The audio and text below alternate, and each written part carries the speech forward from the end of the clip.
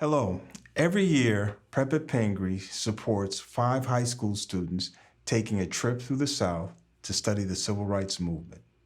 Our goal in this trip is to create an experiential learning moment for our students outside of the classroom, but also going to a part of the country where they've never been before. The goal of this video is to share our students' experiences as they travel through the South and to see firsthand their reactions to history.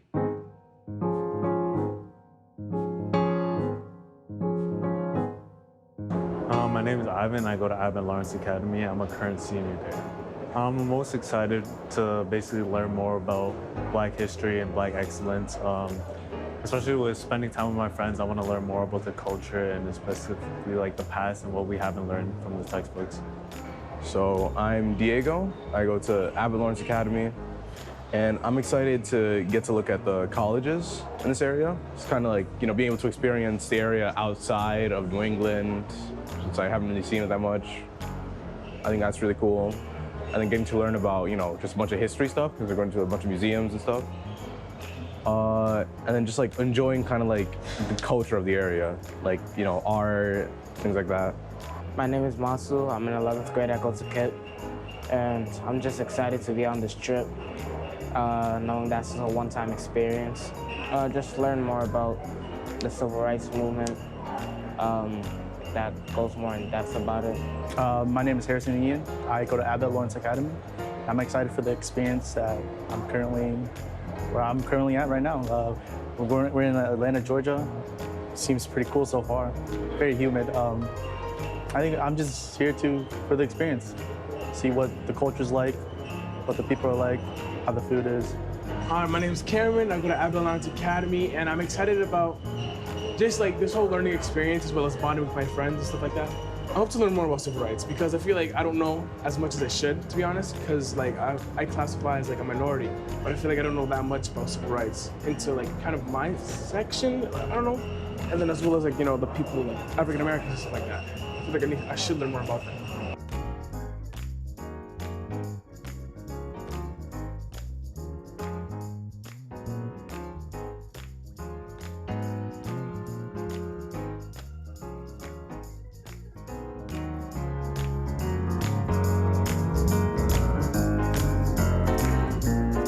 The reason we start in Atlanta is this is the homestead of Martin Luther King, the leader of the Civil Rights Movement.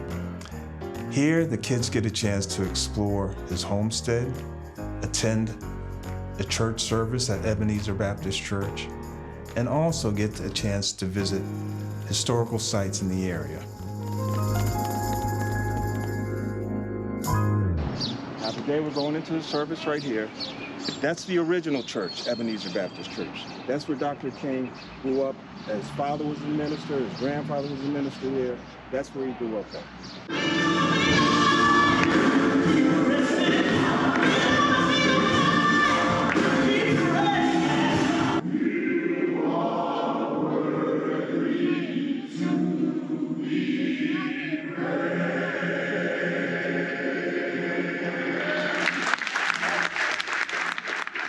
They could not see where they were going. They did not know exactly what they would do when they got there, but they put one foot in front of the other and started moving.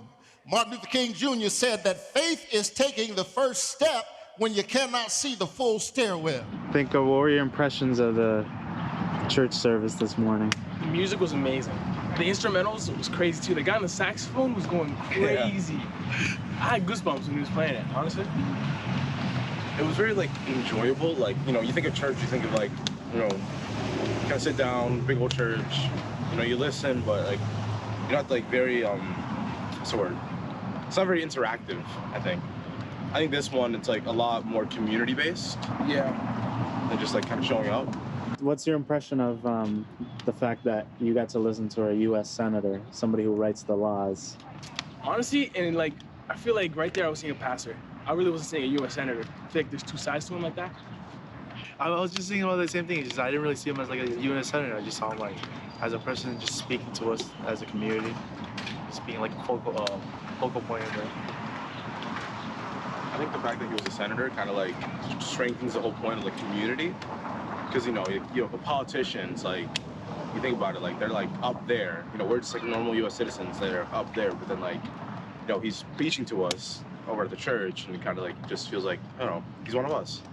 Just like, Up 1 block up the street is where he lived. That's his homestead, his house. And we're gonna get a tour of that. King's boyhood home dates to 1895. Its 14 rooms were enough to house an extended family, which it did throughout M.L's youth. At the time of King's birth, the home belonged to his maternal grandparents. They lived downstairs. He, his siblings, and his parents upstairs. The arrangement was typical of families along Auburn Avenue, and the effect reverberated throughout King's life. He would continue to work and pray with his parents until his death in 1968. We're gonna pack up over at the hotel, and we're gonna drive to Montgomery, Alabama. The next part of our trip takes us through Alabama, where we visit Tuskegee University, Montgomery, Selma, and Birmingham. At all 4 of these sites, students get to witness and speak to people that were a part of the Civil Rights Movement. The Tuskegee Airmen were a group of primarily African-American military pilots and airmen who fought in the World War II. They formed the 332nd Fire Group and 477th Bombardment Group of the United States Army Air Forces. So over here is where they trained. You saw how they were treated in the Army by the white officers, correct? Yes. That was inhumane.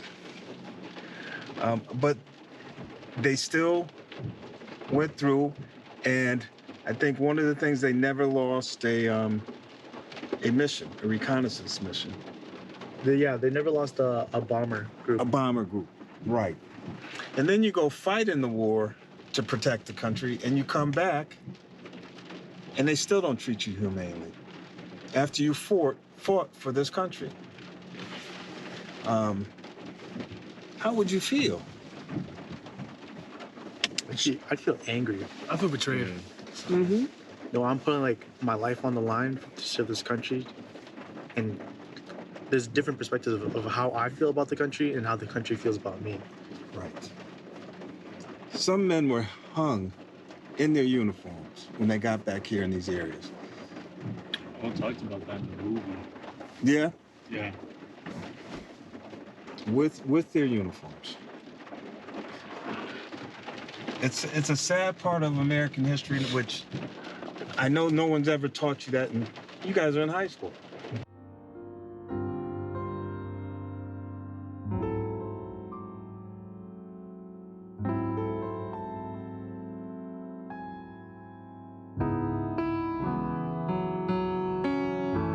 Alabama was instrumental in the Civil Rights Movement, particularly in Montgomery with the Montgomery bus boycott. The CSA, February 18, 1861. What is the CSA? Confederate States of America. As a black man living in this state, do you think I want to come here and see this? Nope. Displayed. It's like they're glorifying. Yeah, I was thinking Right. that. They're glorifying it. And then look, the statues are still here. Like, this is something we shouldn't be like glorifying, or something that's, that's something we should all be noticing when we go around. A lot of people in America didn't know how bad it was here. And that's where TV played a role, okay? Because TV was just booming, just starting out. So now you could watch stuff from around the country, around the world. And when they came down here and they saw all these protests, it's like, is this America? Are people being treated that badly? On December 1st, 1955, in Montgomery, Alabama, Parks rejected bus driver James F. Blake's order to vacate a row of 4 seats in the colored section in favor of a white passenger once the white section was filled.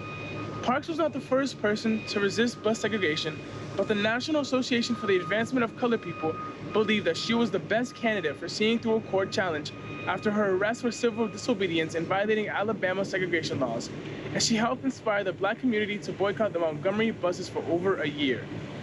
We got more like in depth into like the workings of the bus boycott, because we're taught that there's a boycott on buses. They stop going to the buses, but then I never learned in school that the buses increase their wages a bunch, stop going to black neighborhoods.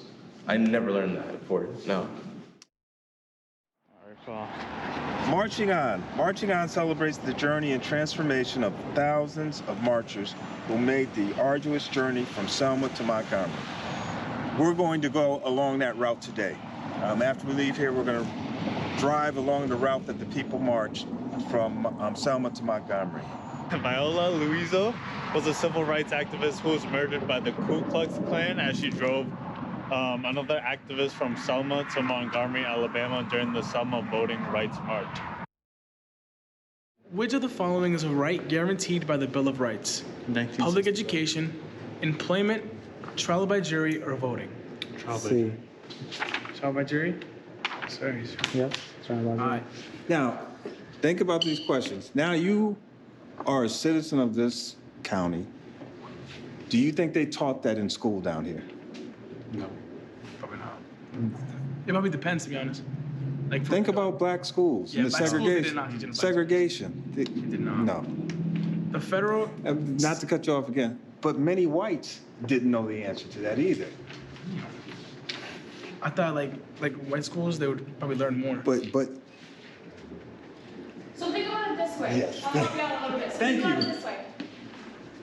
Back then, schooling was not like it was today. So back then, people would help their parents on the farm and stuff like that. So even white people did not even have a full high school education. They dropped out in like 5th grade. So white people back then didn't even know the answers to these questions.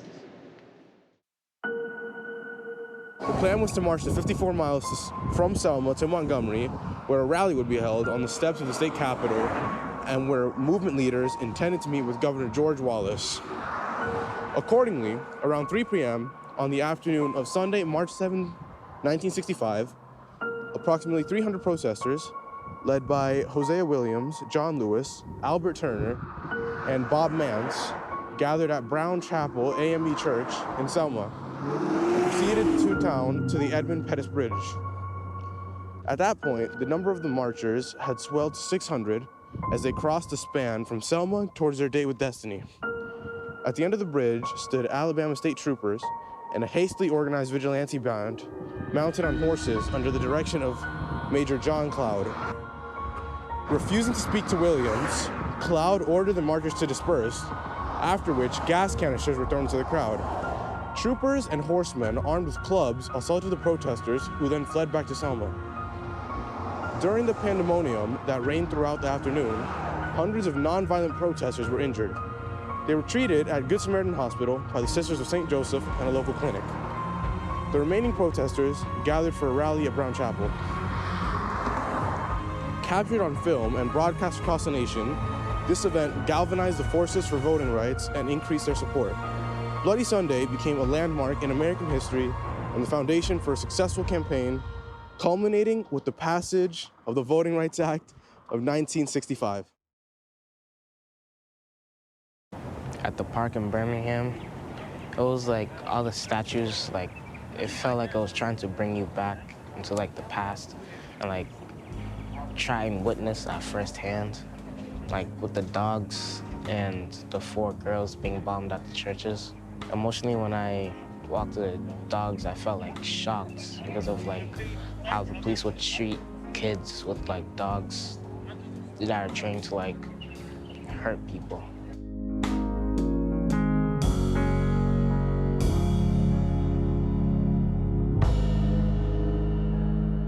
How do you live in a world where everything around you says, we don't want you here? Because we have certain freedoms now because of these people that fought for them. But within my lifetime, we didn't have those freedoms. This is like, I can't stress, this is recent history.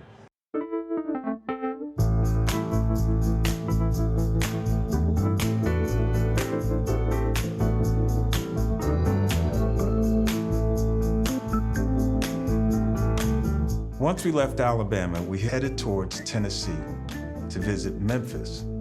When we arrived, our students had the opportunity to experience culture, especially on Beale Street, the importance of jazz and the importance of all Americans who began their lives right there in Memphis. In Memphis, our students had the opportunity to see the place where Dr. King was assassinated, to learn more about the background of Dr. King and what led him to Memphis, and also learn about the conspiracy behind it. So we are in Memphis, Tennessee right now. This is where Martin Luther King died. It feels weird, to be honest, knowing that someone like shot him like right here in broad daylight. And yeah.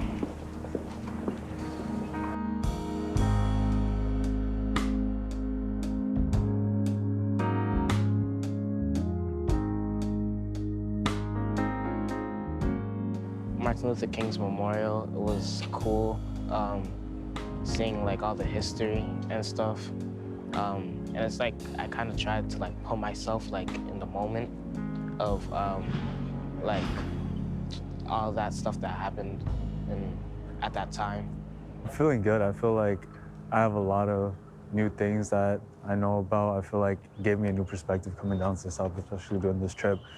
I feel like a lot of the stuff I kind of wash over, especially when learning about it in the book, because you don't see the truth behind it. You get like the minimalistic facts. But now we're diving even deeper. We're actually seeing where certain things happen, and it's starting to take a toll on me and see how, you know, specific things you need people to stand up for it, and you need to fight for change if you want change.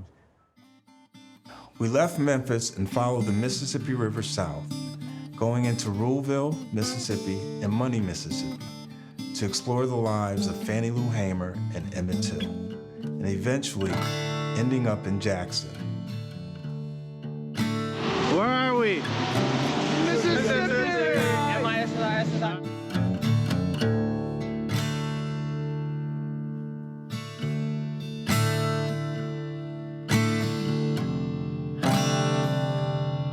Medgar Evers was an American civil rights activist and the NAACP first field secretary in Mississippi, and he was assassinated by a white supremacist on his driveway. So basically in the movie, we saw him pull up to his driveway at home. It was late at night, and somebody, I think from across the street or around here.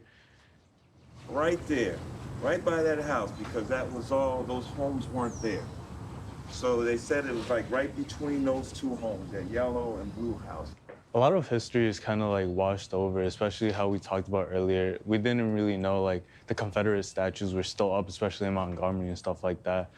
And I feel like when we cover history, we only cover like the really significant, I guess. We don't talk about like the people that also played a part in how the civil rights movement actually began and stuff like that. We only cover like the large people such as like Martin Luther King and Rosa Parks and Malcolm X, but we barely talk about Malcolm X too.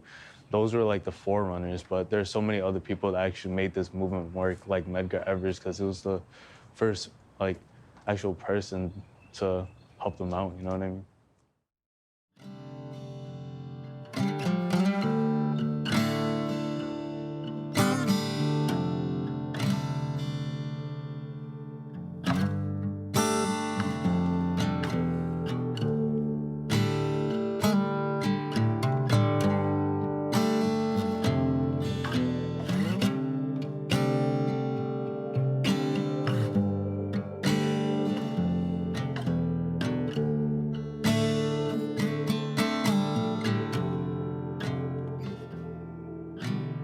Could you talk about what life was like when you were a 14-year-old growing up here? We was on the west side of Lamar Street, which is a main thoroughfare through Jackson. And the whites was on the east side. And there was a family, a white family that moved in on the east side. And we began to play with them, like on the sidewalk. Then we got comfortable, they got comfortable, and we could play in the backyard of theirs, and they could play in our backyard. But we could not go into their homes. They could not come into our homes. And basically that was it. What was like your first experience that kind of like made you like realize that it was a problem, like the segregation around you? Like, do you have a first experience? Believe it or not, that's a good question, sir. I was 13, when the Freedom Riders started, and it was in Alabama. And I used to watch them on the national news, but I did not know their mission. I just knew there was blacks and whites working together. And I had never seen anything like that. You know, black working with a white guy, vice versa. That didn't happen in Mississippi. Like racism, which is simple, but I had never experienced racism. I had and did not realize it, that it was going on, because once again, it was a way of life. And once you tune yourself into a way of life, you become comfortable with that. I was comfortable in going to the back door of a restaurant, knocking on the door to order a hamburger and French fries. You know, it was a way of life. It was a way of life for me to drink from a water fountain that read colored only. The last stops in our trip were in Louisiana, where we visited the Whitney Plantation. Our students had a chance to witness what a sugarcane plantation really looked like, and to learn about the lives of enslaved people during that era. And I think the biggest part, though, was Whitney Plantation. I think that had the biggest impact on me because it just showed everything. It was so real. It was so raw. It was like 500 pounds that had to be picked. It was learning about like everything, like the sheer mass of slaves, how much they had to do, the working conditions that they were undergoing, kind of just how like the people were and stuff like that, and it kind of showed the abilities of the African people as well. Like how they built that house and it still lasts and still stays strong. It shows the different skill levels and how like picked they were, like the slave masters were doing, and it was crazy. Like they were all so on point with all that. After visiting the Whitney Plantation, we stayed in New Orleans, where the kids had a chance to explore the culture of New Orleans. Not only the enslaved, but also the Spanish, the French, and the Dutch. Overall, this was a learning experience for our students.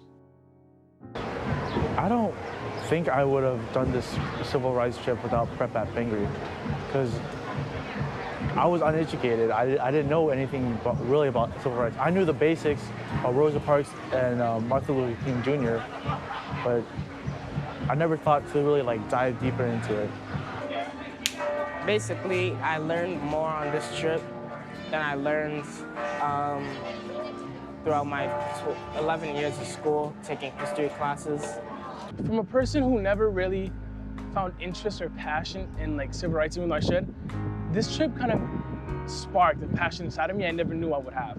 And it kind of motivated me. And I just wanted to, I want to finally just continue what they started and just end it. Going into this trip, I looked at it as another vacation or something that, it'd be smooth sailing and, it'd just be a repetition of what I learned in school, but it really was not that. I learned a lot more than I was expecting, especially going to these museums and talking to people, especially talking to that Freedom Rider. It really pumped me up, you know what I mean? These people put their lives at risk, and it was not that long ago. It was like 70 years ago.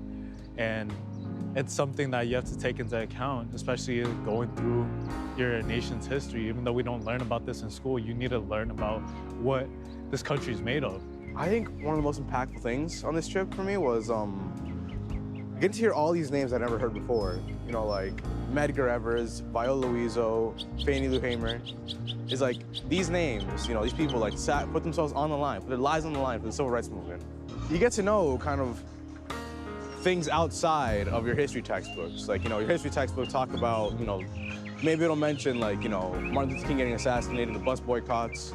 But down here, you get to experience it. It's like you're learning on a whole different level. Because I don't think that I've learned about civil rights as well as I have, like in all of school, compared to this trip. You should continue this trip for the future. I feel like this really prompts people, especially us, like people of color, to actually understand the history and what the U.S. is built on. And I feel like this trip has created a new perspective, as I said before, and it's something that I feel like a lot of people need to understand. As you have heard from our students, the impact of this trip is great. They have a chance to learn about culture, to learn about their history, but most of all, to share this. Experiences like these are not possible without your support.